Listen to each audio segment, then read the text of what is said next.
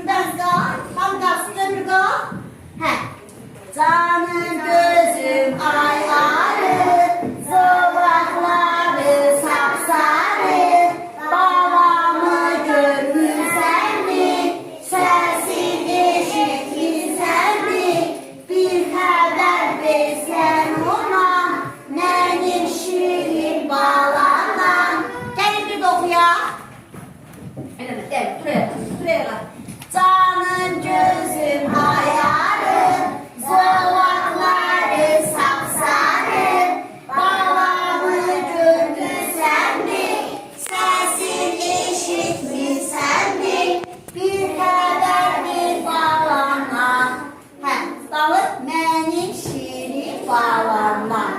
Xoşunuza gəldi? İndi əyləşək. Ay hansı heyvanlar görür? Gəlin bir-bir deyə. Birinci kimi görür. Çirkin.